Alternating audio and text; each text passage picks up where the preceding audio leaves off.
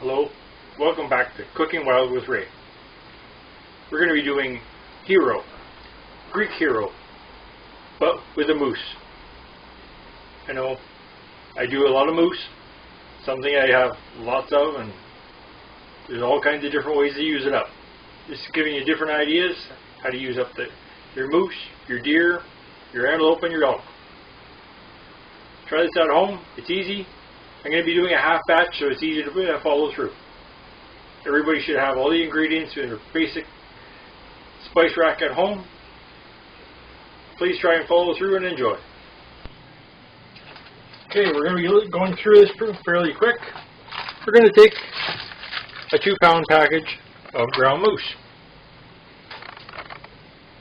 Of course, it's going to be your basic ingredient. Then we're going to take 1 full tablespoon of minced garlic. We're going to add this into here. A little bit extra, doesn't hurt anybody. Garlic is good for you. Then we're going to do a half a tablespoon of dried oregano.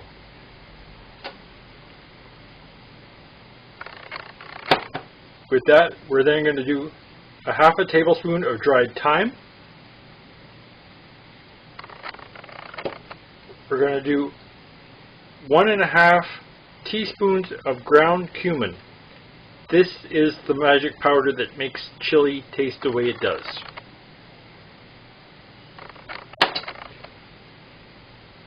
Then we're going to go with a full teaspoon of sea salt, kosher salt. I like to use the pink salt, sea salts myself. Then we're going to go with a teaspoon of ground black pepper.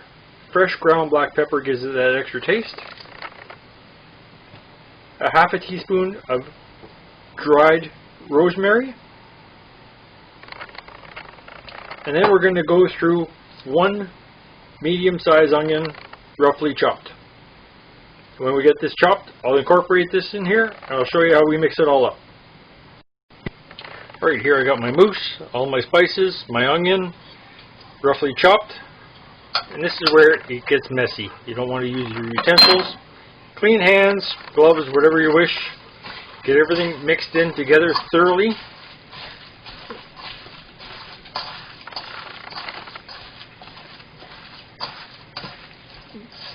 Make sure all of your spices go through. You're going to work this through quite well. If you can get some calf moose, some fawn deer, calf elk, whatever you can that has a leaner content, fat, all the better. Some people can do this with deer. Deer would actually be a little bit better than moose for this because it has more of that goat taste like they have in the Mediterranean.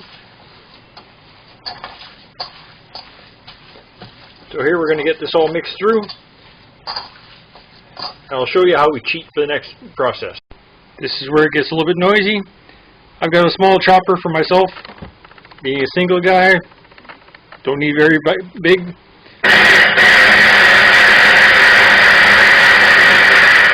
Here I'm going to chop this down so it's a paste. So all of the ingredients, the onions, the spices, everything is going to get mixed in. I'll do it in small batches. I'll put it all back into my pot and mix everything back together by hand. Here you can see what I have that just mixed up by hand and what I've already run through my little chopper processor. See how fine that has become. It's added air to the meat as well. Everything is incorporated evenly through it. So I'll just finish my other half of my batch here and we'll mix everything by hand. Alright, here you can see all of my meat has gone through the processor. How nice and evenly smooth it is. All of my spices, my onions have been chopped down to nothing. They've all been incorporated. A little bit that I could have done some more, but this is just going to all cook down really well. So here I'm going to mix all of my small batches that I ground down evenly. Get an even texture throughout the whole thing. When we get back, I'm going to put this into a small baking pan like you would do for a a small meatloaf. And there you go, through the magic of 2-minute break and a little bit of video editing, it's in the pan. The amount of meat that I put into this pan is enough for myself to last for a good week of making gyros and sandwiches, being alone. This I will then get ready to put into the oven, but to do so, I'm going to take that pan, so it doesn't stick to the bottom, I will put it in a larger pan.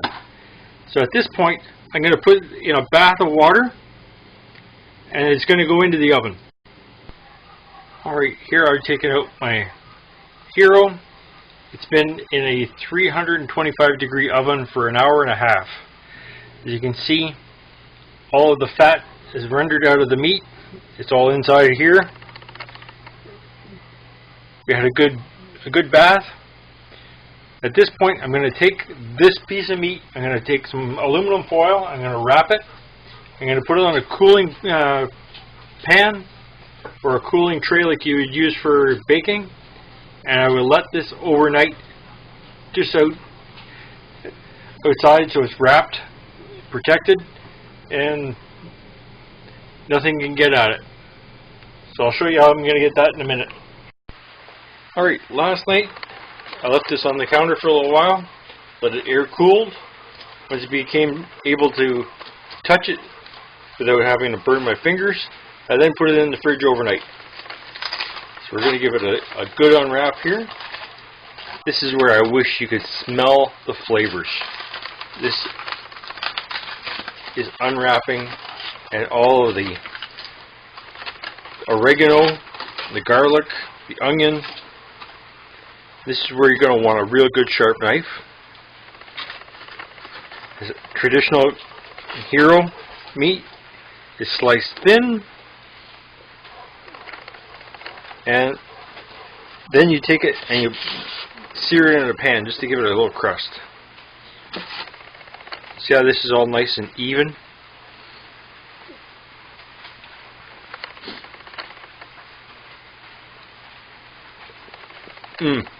Just like this is great.